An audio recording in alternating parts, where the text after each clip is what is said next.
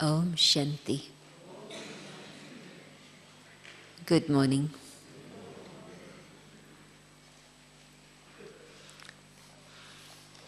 आपको एक सेंटेंस में ही समाचार सुनाती हैं।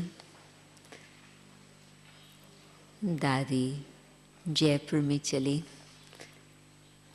कुछ दिनों के लिए ही, परंतु उसमें मैं समझती कितने प्रकार की सेवा होती रही, कितने VIPs की सेवा हुई, कितनी पब्लिक की सेवा हुई, कितनी इंटरनेशनल कॉन्फ्रेंस की सेवा हुई, कितनी पब्लिसिटी होती रही। दादी पहुंचते ही एक अचानक ही उसके बाद एक और मिनिस्टर कोई विशेष आने वाले थे, तो एयरपोर्ट पर ही सारे के सारे मिनिस्टर्स इकट्ठे हो गए।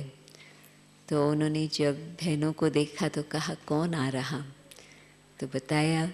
तो उन्होंने कहा पहले तो हम स्वागत करेंगे। तो सब अखबारों में दादी जी का फोटो मिनिस्टर स्वागत करते पहुंच गया। टेलीविज़न वालों का 45 मिनट्स इंटरव्यू जो सारे ऑल इंडिया में ब्रॉडकास्ट होने वाला है वो हो गया। ऑल इंडिया रेडियो का आधे घंटे की इंटरव्यू का रिकॉर्डिंग हो गया। तो मैं देखती हूँ और ब्राह्मणों का भी कितना बड़ा संगठन था, 2 बड़े संगठन हज़ारों की संख्या में। तो मैं देखती हूँ कि बाबा को अपना जैसे कि बहुत फास्ट काम करना है, वो एक छोटी सी झलक जयपुर में देखने को मिली। और ये भी आपको मालूम रहे कि जयपुर बेशक राजस्थान में है और राजस्थान बाबा की जन्मभूमि का स्थान है, परंतु फिर भी राजस्थान ही सबसे कठोर धरनी रही है, जिसमें इतना समय लगा है कुछ धरनी को तैयार करने में, और अब तो वो धरनी फल देने लगी है। तो एक विशेष बाबा के जादू का खेल देखने को मिला। डिटेल तो खूब है, परंतु सार में ये। और बाकी जिस इंटरनेशनल कॉन्फ्रेंस के लिए हम लोग गए थे, तो उसमें 2 बातें देखी। एक तो यूथ, जहाँ जहाँ युद्ध चल रही है, Afghanistan, Iran, Iraq, Burma, Cambodia, Africa के भिन्न देश, उसमें यंग पीपल को 5 साल से इस कॉन्फ्रेंस की तैयारी हो रही है। आप सोचो, जगह जगह पर कॉन्फ्रेंसेस, वो ग्रुप्स चलते रहे हैं। तो उन्हों के जो दुख की कहानियाँ थी, सारे सभा को पानी आ गया आँखों में। और फिर एक तो यूथ लीडर्स थे, और दूसरा फिर इन देशों के खास, दूसरा फिर माताएं थी इन देशों की। तो जो बाबा कहते हैं न कि क्या आपको दुख का आवाज़ सुनने को नहीं मिल रहा, तो ये तो चलो सूक्ष्म में तो आवाज़ सुने या न सुने, परंतु ये तो रियलिटी में हम कहानियाँ सुन रहे थे उन माताओं की, यूथ लीडर्स की भी और इन माताओं की भी। और कम्युनिकेशन गैप कितना हो गया है, यंग और उन्होंने ओल्ड शब्द निकाल दिया है, दूसरा शब्द यूज़ किया है। अमेरिका में नई नई भाषाएं निकलती जाती है सदा। अभी उनको कहती हैं seasoned, young leaders and seasoned leaders. मतलब ओल्ड शब्द से उनको थोड़ा चिर लगता। तो परंतु कहने का मतलब कि कितनी कम्युनिकेशन गैप है, उसका वो वर्णन हो रहा था। अंडरस्टैंडिंग की कितनी गैप है वो बता रहे थे। और फिर ये भी कहते थे कि यंग पीपल का तो कंसंट्रेशन स्पैन है आजकल 5 मिनट। यदि जास्ती बोलता है कोई तो उनका ध्यान नहीं रहता। परंतु दादी जब पहुंची, दादी तो सैटरडे दिन पहुंची। हम लोगों का तो कार्य तो 2 दिन से 3 दिन से चालू ही था, परंतु जैसे ही दादी पहुंची, उन्होंने जितना प्रेम से, जितना शक्ति से, जितना विजडम से बातें बताए, कमाल की सीन थी। हम लोग उनको कहे कि आप पाँव नहीं पड़ो, परंतु विदेशी बिल्कुल पाँव पड़ रहे थे। तो ये भी एक यंग पीपल और उनको कह रही हैं कि हमको आपकी बातें समझ में नहीं आ रही है, और दादी के सामने दादी के पाँव पड़ रहे थे। वंडरफुल सीन थी बाबा की जादू की। और ये है 12 तारीख की मुरली, और आज की मुरली में टॉपिक है विचार सागर मंथन। एक तो विचार सागर मंथन से स्वयं को क्या प्राप्ति होती, और विचार सागर मंथन करने से कैसे अपने पास स्पष्ट ज्ञान रहता, ताकि फिर औरों को भी सरल भाषा में उस बात को स्पष्ट करके बता सके, बाबा के नज़दीक उन्हों को ला सके। ये है आज की मुरली। मीठे बच्चे, मोस्ट बिलवड बाप का यथार्थ परिचय देने की युक्तियाँ निकालनी है। एक्यूरेट शब्दों में अलफ का परिचय दो तो क्या होगा? सर्वव्यापी की बात खत्म हो जाएंगी। प्रश्न: अविनाशी ज्ञान रत्न चुगने वाले बच्चों का फर्ज क्या है? उत्तर: ज्ञान की हर बात पर अच्छी रीति विचार सागर मंथन कर एक बाप की सबको सही पहचान देना, पुण्य आत्मा बनाने वाले के साथ साथ पाप आत्मा किसने बनाया ये समझ देना, तुम बच्चों का यही फर्ज है। सबको रावण के बेर चुकने के बजाय ज्ञान रतन चुगानी है। सर्विस की भिन्न भिन्न युक्तियाँ निकालनी है। सर्विस में बिजी रहने से ही अपार खुशी रहेंगी। और गीत है, बहुत पुराना मीठा गीत है, प्रीतम आन मिलो। ओम शांति। बाप परम पिता को हमेशा रचयिता कहा जाता है। मनुष्य कह देते ये पशु पक्षी आदि सारी रचना वो रचते हैं, परंतु समझाना चाहिए, पहले पहले मनुष्य की बात तो समझे, पशु पक्षी की बातें तो पीछे रही, मनुष्य की क्या बातें हैं वो तो समझे।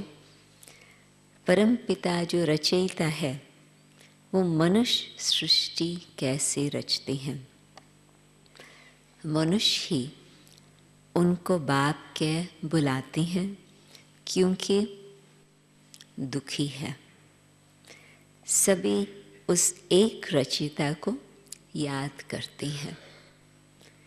तो पहले पहले ये समझाना है कि मनुष्य सृष्टि का रचयिता कौन है। वह रचयिता ही सबका बाप ठहरा। पहले पहले बाप का परिचय देना है।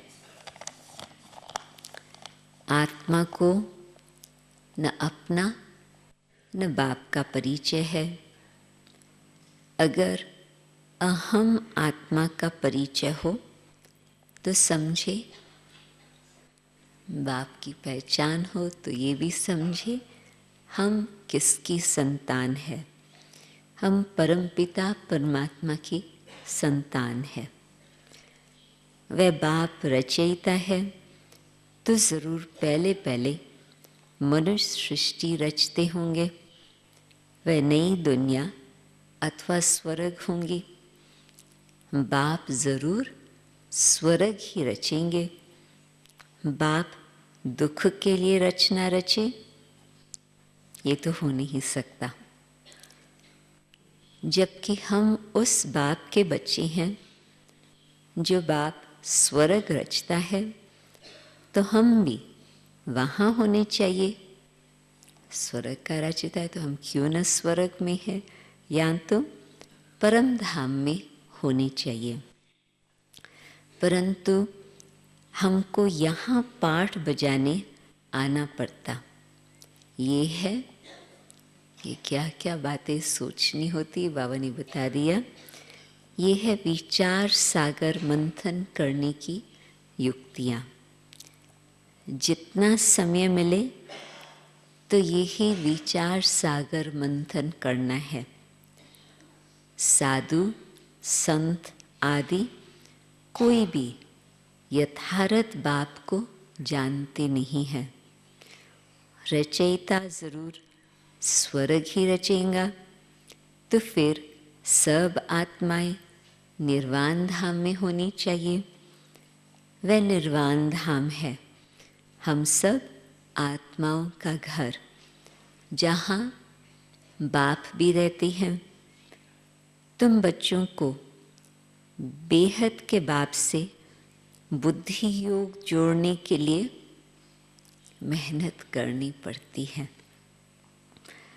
और फिर एक तो मेहनत करो तो योग लगे, और फिर योग न होने कारण ही फिर मनुष्य से पाप होता है या धारणा नहीं हो सकती। बाप को याद नहीं करते। भगवान तो एक ही है, वह है मोस्ट बिलवड स्वर्ग का रचयिता। वहाँ बहुत सुख है। कल बाबा ने शेर बकरी की बात बताई, और आज मनुष्यों के अंदर कितना क्रोध है और क्रोध को कैसे जीतना है। तो आज भी बाबा कहते हैं कि वहाँ तो बहुत सुख है। यहाँ दुख होने के कारण ही भगवान को याद करते हैं। बाप बच्चों को सुख के लिए ही जन्म देते।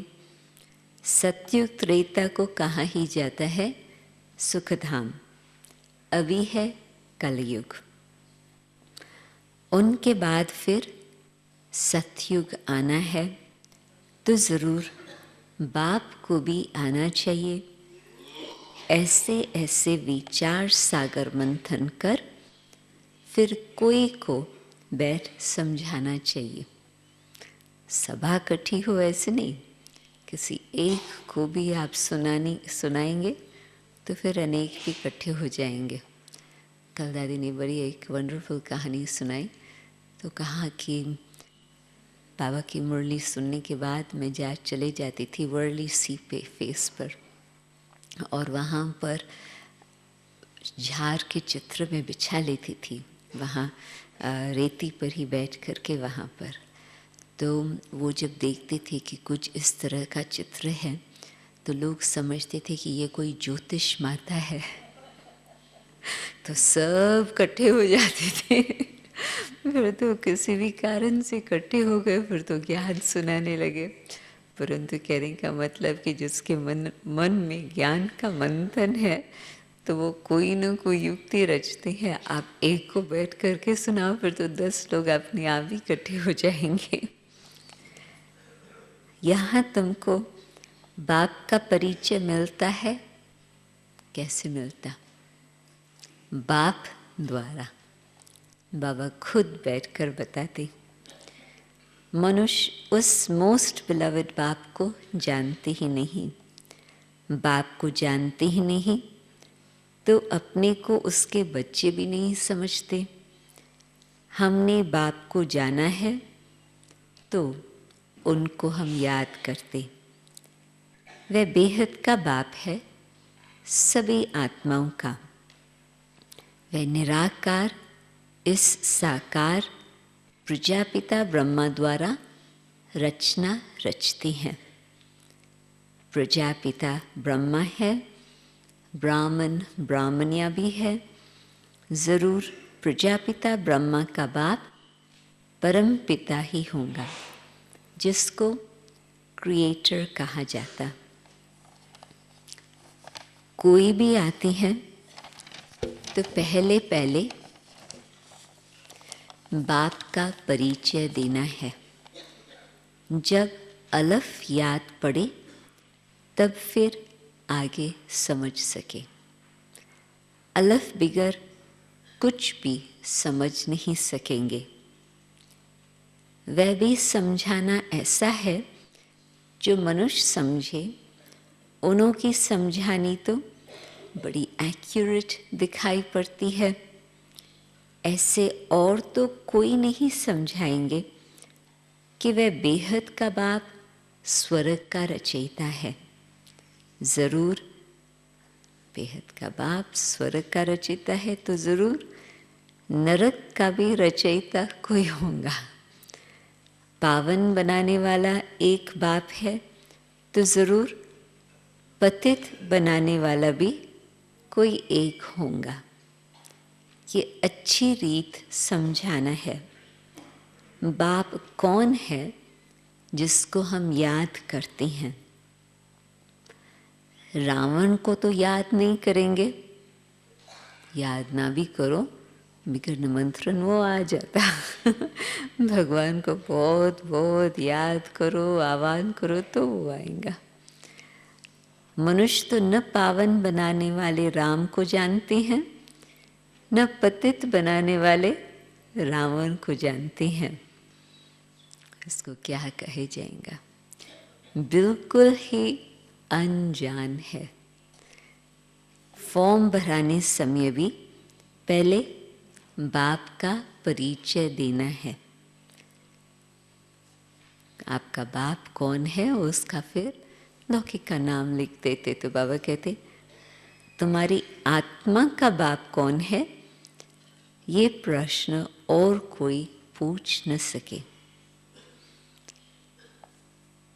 आत्मा तो हर एक मनुष्य में है। जीवात्मा, पापात्मा, पुण्य आत्मा कहा जाता है ना। पुण्य आत्मा तो बाप ही बनाते हैं, फिर उनको पाप आत्मा कौन बनाते, ये ज़रूर समझाना पड़े। बाप जो स्वर्ग का रचयिता है, जिसके हम सभी बच्चे हैं, उनको तुम जानते हो। वह तो ज़रूर पावन दुनिया ही रचते होंगे। अभी है पतित दुनिया, इसीलिए मनुष्य गाते भी है, हे पतित पावन आओ।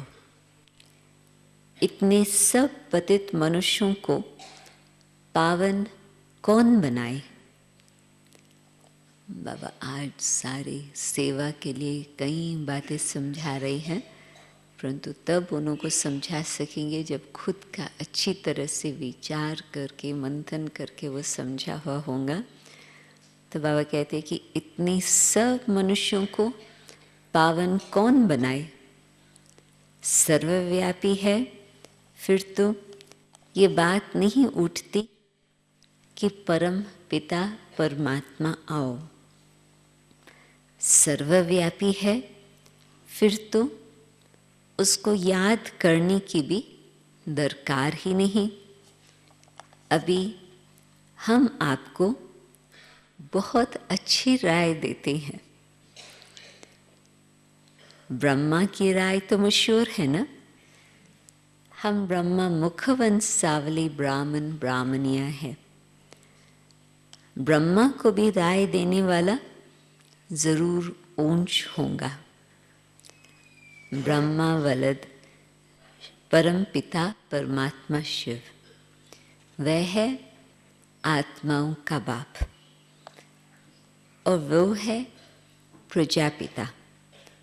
तुम बच्चे सर्विस के लिए ऐसे ऐसे विचार सागर मंथन करेंगे तो तुमको बहुत खुशी होगी। कोई आए तो उनको ज्ञान रतन देना है। बाप आकर अविनाशी ज्ञान रतन चुगाते हैं, जिससे हम विश्व के मालिक बनते। फिर रावण आकर बेर चुगाते हैं। आज बाबा ने बेर को बहुत याद किया है। शिव का चित्र, देवताओं के चित्र कैसे बनाते हैं?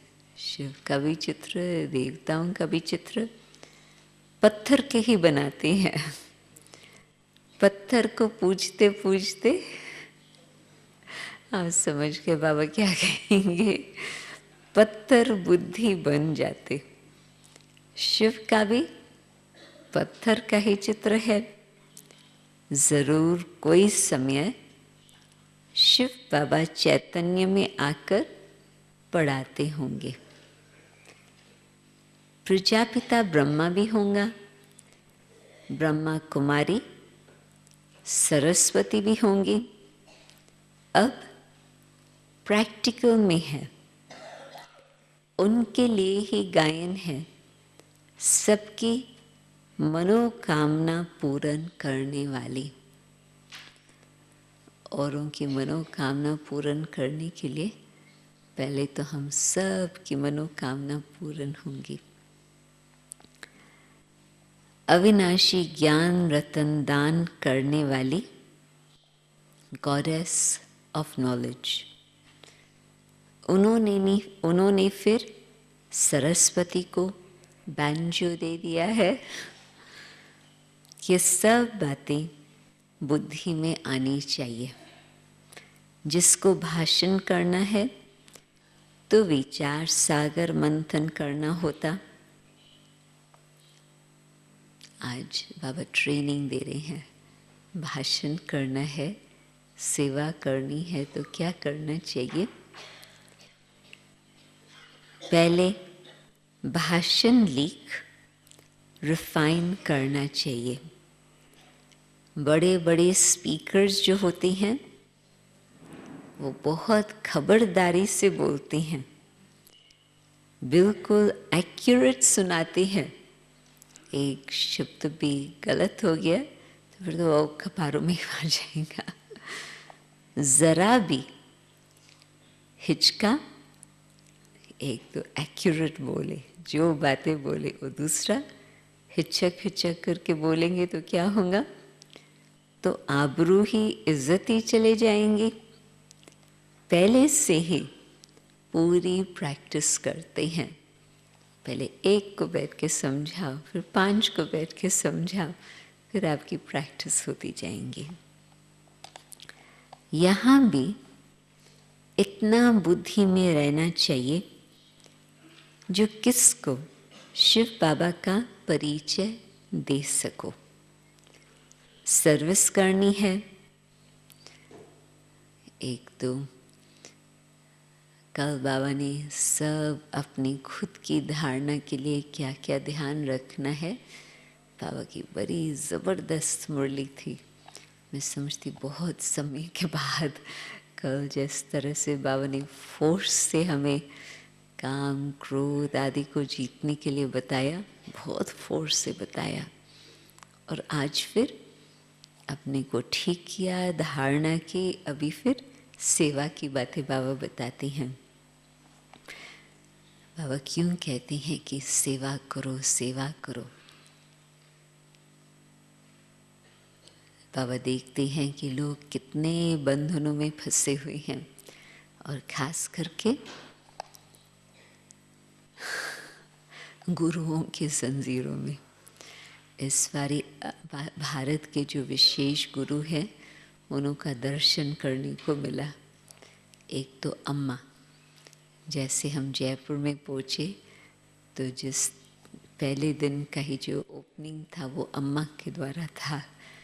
तो आधा वो बहुत बड़ी टेंट उन्होंने लगाई थी, 5 स्टार होटल के साथ साथ ही कॉन्फ्रेंस था, तो बहुत सुंदर टेंट। तो उसमें फिर आधे लोग तो, और मुझे मालूम नहीं था, मतलब याद नहीं था, कि अम्मा के जो फॉलोअर्स हैं क्या पहनते हैं, सफ़ेद। तो आधी सभा तो सफ़ेद साड़ियों वालों की थी, भाई भी थे वो भी सफ़ेद, परंतु बहनें भी विदेशी, सब सफ़ेद कपड़ेधारी। और फिर जैसे मम्मा ने अम्मा ने अपना फिनिश किया, सब उसके पीछे पीछे चल पड़े। तो वो जहाँ जाती है 200 की सभा उनके साथ साथ जाती। तो बाबा कहते एक तो अम्मा को देखा, दूसरा फिर एक माता है जिसका नाम है गुरु माई, और उसको डिज़ाइनर गुरु कहते हैं क्योंकि गेरू रता पहनती है परंतु सिल्क साड़ी पहनती है और जिस स्टाइल से चलती है, कभी पर्ल्स की माला है, कभी कुछ है, कभी कुछ है, बाल कटे हुए हैं तो मुक्तानंद, जब गुरु मुक्तानंद थे तो विदेश में वो सबसे मुख्य प्रसिद्ध गुरु वही बने थे। फिर उसने जब देहांत किया तो उसने अपने भतीजे को नहीं रखा, उसका कुछ गड़बड़ था, परंतु I don't know what's the name for भतीजी नीस को रखा, नेफ्यू को नहीं रखा, नीस को रखा। तो उस समय भी प्रॉपर्टी पर बड़ा घमसान चला था, परंतु फिर उसने आश्रम का ही नाम रख दिया है। पहले उसको गणेशपुरी कहते थे, अभी आश्रम का नाम रखा है गुरु माई आश्रम। तो वो भी आई हुई थी, तो उनके साथ भी खूब सारे फॉलोअर्स। तो बाबा कहते हैं दो और भी गुरु थे, परंतु फिर भी वो कुछ ठीक थे, परंतु ये तो वंडरफुल थे। तो बाबा कहते हैं विकारी गुरुओं की जंजीरों में बहुत फंसे हुए हैं रियलिटी। वह कोई की सदगति तो कर नहीं सकते, पतित पावन निराकार भगवान को ही कहा जाता। सर्वव्यापी के ज्ञान से तो कोई की सदगति हुई नहीं है। पतित पावन है एक शिव बाबा, उनको रुद्र कहा जाता है। रुद्र यज्ञ भी मशहूर है, इतना बड़ा यज्ञ और कोई रच न सके। रुद्र ज्ञान यज्ञ कितने वर्ष चलता है? बाबा ने डेट नहीं बताई है। बाबा कहते हैं कि डेट कॉन्शियस नहीं बनना है, सोल कॉन्शियस बनना है। तो बाबा ने प्रश्न पूछा है कि रुद्र ज्ञान यज्ञ कितने वर्ष चलता? ज्ञान सुनाते ही रहते हैं। यज्ञ जब रचते हैं तो उसमें शास्त्र भी रखते हैं, रामायण भागवत आदि की कथा सुनाती हैं, उसको रुद्र यज्ञ कहते हैं। वास्तव में रुद्र यज्ञ ये है। ये यज्ञ तो बहुत समय चलता, उन्हों का तो करके मास भर यज्ञ चलेगा। ये तो देखो कितना समय चलता। इसमें जो भी सब पुरानी चीज़ें हैं सब खत्म होनी है। ये सारी पुरानी दुनिया इसमें भस्म होनी है। कितना बड़ा यज्ञ है, ख्याल तो करो। जब सबके शरीर स्वाहा हो तब सभी आत्माएं वापस परम धाम जावे। जब तक बाप न आए तो पतित से पावन कैसे बने? माया की जंजीरों से लिबरेट कौन करे? कोई तो होना चाहिए ना। इसीलिए कौन कर सकता? सबको लिबरेट करके वापस घर ले जाए, खुद मालिक ही आते हैं। ऐसे नहीं सर्वव्यापी हो बैठकर ज्ञान देते हैं, वो तो आते हैं। हम उनके संतान पोतरे हैं। वास्तव में तुम भी हो, बाहर वाले को भी बाबा कहते हैं।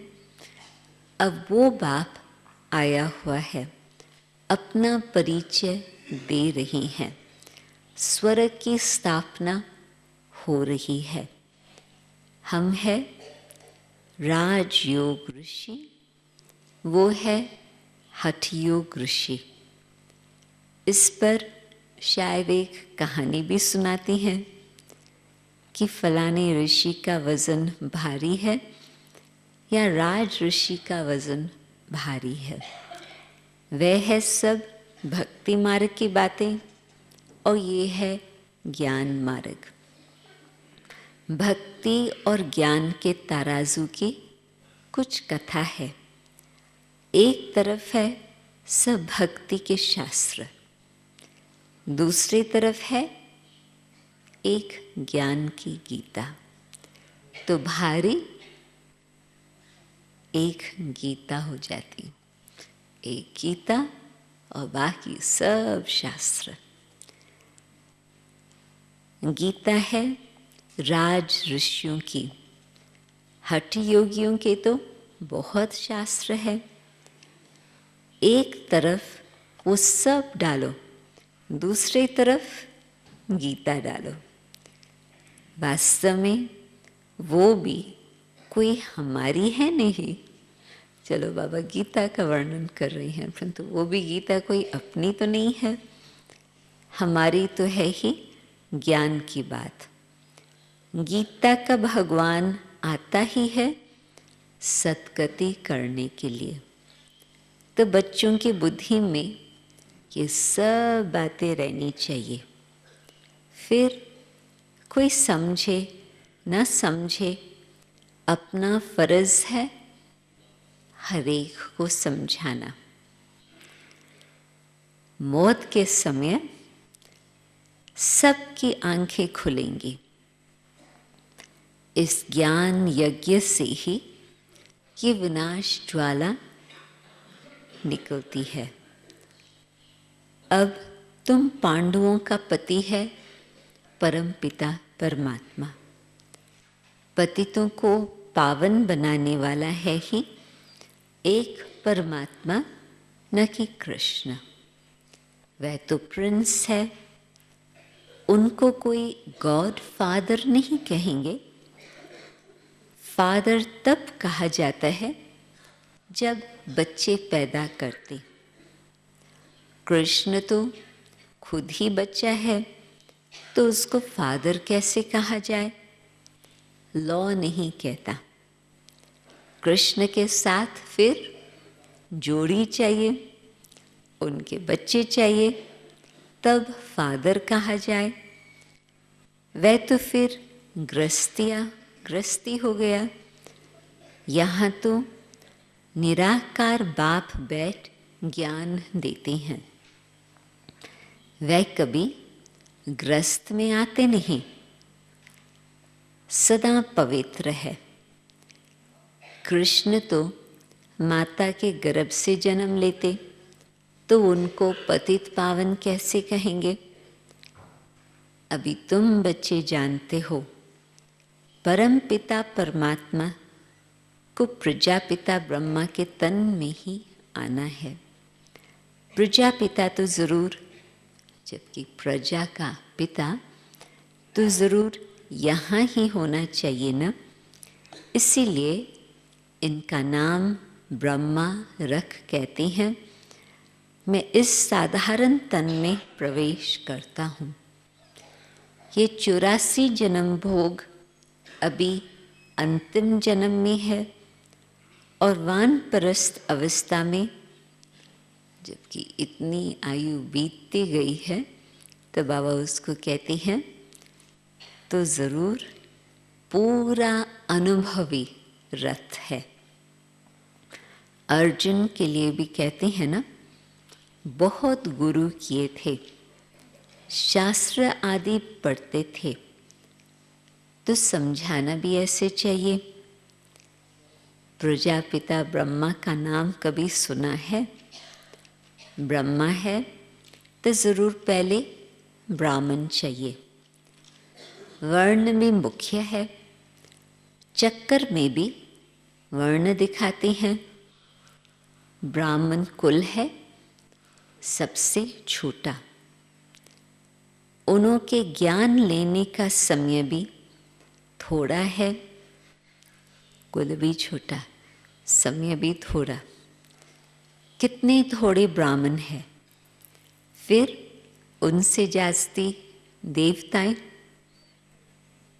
इंटरेस्टिंग बात है। नहीं तो हम सोचे थे ब्राह्मण और देवताओं की संख्या इक्वल होनी चाहिए। फिर मैंने सोचा कि शायद बाबा का ये भाव है कि जो पक्के ब्राह्मण हैं वो तो थोड़े, और बाकी हाँ ज्ञान सुनने वाले, कुछ कुछ धारण करने वाले, वो तो प्रजा या प्रजा के भी प्रजा। तभी फिर बाबा कहते हैं कि फिर उनसे जास्ती देवताएं, फिर उनसे जास्ती क्षत्रिय, फिर उनसे जास्ती वैश्य, फिर शूद्र। तो तुम ब्राह्मण कितने थोड़े हो। इन थोड़ों में भी, बाबा क्या कहेंगे, है तो थोड़े, परंतु उन थोड़ों में भी बहुत थोड़े हैं जिनको सदैव खुशी का पाड़ा चढ़ा रहता। आप देख लेना, आप उस थोड़े में से भी थोड़े हैं जिन्हों को सदा खुशी का पाड़ा चढ़ा रहे। बाप ने समझाया है खुशी का पाड़ा कैसे चढ़ेगा। चढ़ेगा अमृत वेले। दिन को और रात को वायुमंडल बहुत गंदा रहता, उस समय याद मुश्किल रहती। अमृत वेले का समय गाया हुआ है। उसी समय सभी आत्माएं थक कर शरीर से डिटैच होकर सो जाती।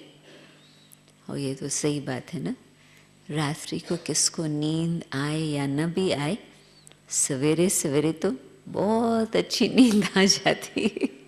तभी बाबा कहते हैं कि उस समय तो सब डिटैच होते हैं। वो है शुभ मुहूर्त। यूं तो बाप की याद चलते फिरते दिल में रहनी चाहिए, बाकी हठ से एक जगह बैठ याद करेंगे तो ठहरेंगे नहीं। ऋषि मुनि भगत लोग भी अमृत वेले उठ कीर्तन आदि करते हैं, क्योंकि उस समय शुद्ध वायुमंडल रहता। कलयुग की अंतिम सीमा है। तो अभी देखा, रात्रि को 9:30 बजे गुरु माई का सारा ग्रुप कीर्तन कर रहा था, रात्रि को 11 बजे तक। अमृत वेले तो सब अपने वतन में है, परंतु रात्रि को शुरू किया 9:30 बजे तक, और फिर तो म्यूज़िक चलता रहा रात्रि को 11 बजे तक। तो कलयुग का बिल्कुल सब उल्टा हिसाब।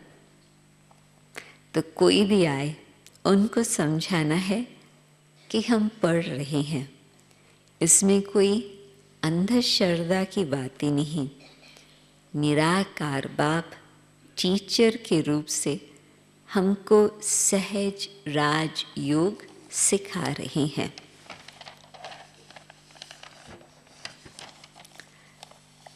तो मनुष्य आश्चर्य खाएंगे कि उनको, प्रश्न तो ठीक है, निराकार कैसे पढ़ाते हैं, भगवान वाच्य भी बरोबर है, तो ज़रूर शरीर में आकर राजयोग सिखाया होगा। कोई शरीर का लोन लिया होगा तो पहले युक्ति से बाप का परिचय देना चाहिए। सर्वव्यापी कहने से वर्षा कैसे मिलेगा? जब तक भगवान के महावाक्य कानों पर न पड़े तब तक कोई समझ न सके। भगवान है निराकार, ब्रह्मा है साकार प्रजापिता, और तुम हो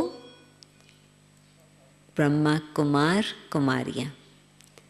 निराकार परम आत्मा ब्रह्मा तन से पढ़ाते हैं। हमारा एम ऑब्जेक्ट है मनुष्य से देवता बनना।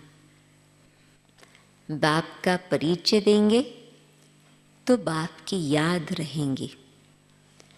कोई कोई लिखते हैं भगवान निराकार है, तो उनको समझाना चाहिए। वैसे एक तरफ सर्वव्यापी, दूसरी तरफ निराकार। कोई फिर लिखते हैं कि हम जानते ही नहीं। अरे तुम बाप को नहीं जानते हो, परम पिता परमात्मा कहते हो तो ज़रूर कोई तो होगा ना। बच्चे तो जानते हैं हम परम पिता परमात्मा से भविष्य जन्म जन्मांतर के लिए आजीविका प्राप्त करते हैं। कल और आज बाबा ने ये शब्द बताया है। बाबा नहीं तो वर्षा कहते हैं, नहीं तो खजाना कहते हैं, परंतु आज कल और आज बाबा ने आजीविका, जिससे हमारी जीवन का आधार हो। इसमें जो विघ्न डालते हैं उन पर कितना पाप चढ़ता होगा, सो भी समझ कर विघ्न डालते हैं। जानते हैं कि ये भगवान का कार्य है, फिर कोई भी कारण से छोड़ के चले गए तो फिर समझ करके डालते हैं, तो बाबा उनके ऊपर तरस खाते हैं, तो उसके ऊपर कितना बोझ आएगा। बेसमझ पर तो कोई दोष नहीं, चलो जिन्होंने पहचाना ही नहीं, बाबा के पास आए ही नहीं, तो वो कलंक डालते हैं, तो वो तो चलो ठीक है। ये तो सारी दुनिया ही बेसमझ है। अच्छा, आज फिर बाबा ने एक एक शब्द जो बाबा कहते हैं उसका स्पष्टीकरण दिया है, ताकि हर एक को ये बात अच्छी तरह से समझ में आए कि याद प्यार नमस्ते कौन कर रहा है। तो बाबा कहते, मीठे मीठे सिकिलते बच्चों प्रति माता पिता बाप दादा का याद प्यार।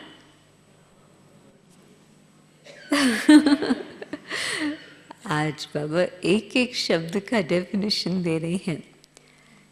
इसके एक एक अक्षर का अर्थ तुम बच्चे जानते हो।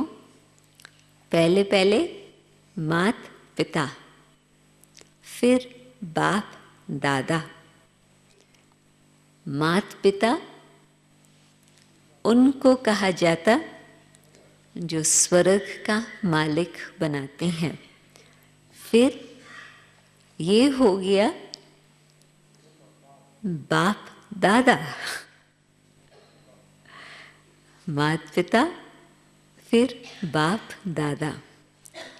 फिर कहते हैं जगत अम्बा। ये बड़ी गुह्य बातें हैं।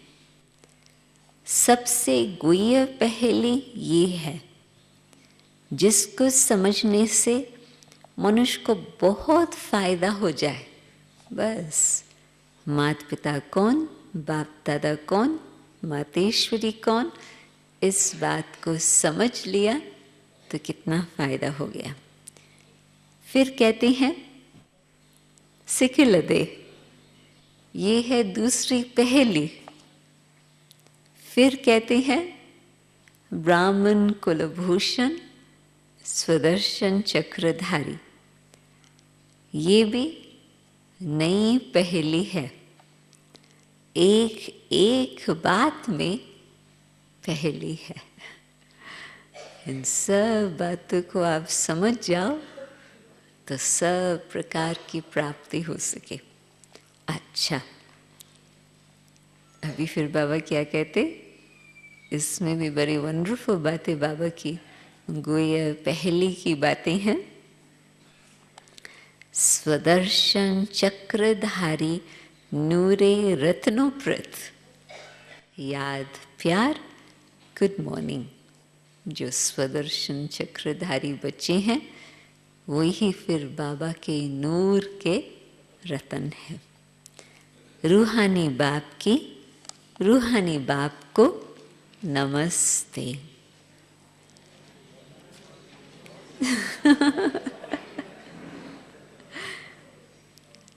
धारणा के लिए मुख्य सार।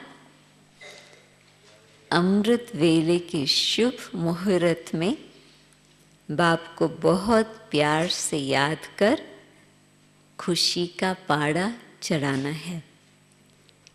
चलते फिरते भी याद का अभ्यास करना है। पाप कर्मों से बचने व ज्ञान की अच्छी धारणा करने के लिए एक बाप से बुद्धि योग जोड़ने की मेहनत करनी है। वरदान। आज बाबा ने बहुत इंटरेस्टिंग बातें बताई है। करावनहार की स्मृति द्वारा बड़े से बड़े कार्य को सहज करने वाले निमित्त करनहार भव। वो करावनहार और आप करनहार। बाप दादा स्थापना का बड़े से बड़ा कार्य स्वयं करावनहार बन निमित्त करनहार बच्चों द्वारा करा रहे हैं। करन करावनहार इस शब्द में, तो भी मैंने कहा बहुत इंटरेस्टिंग बात है। करन करावनहार इस शब्द में बाप और बच्चे दोनों कंबाइंड है। हाथ बच्चों का और काम बाप का। हाथ बढ़ाने का गोल्डन चांस बच्चों को ही मिला है, लेकिन अनुभव यही करते हो कि कराने वाला करा रहा है, निमित्त बनाए चला रहा है। हर कर्म में करावनहार के रूप में साथी है। स्लोगन। ज्ञानी तू आत्मा वह जो अर्जी डालने के बजाय सदा राजी रहे। अर्जी और राजी।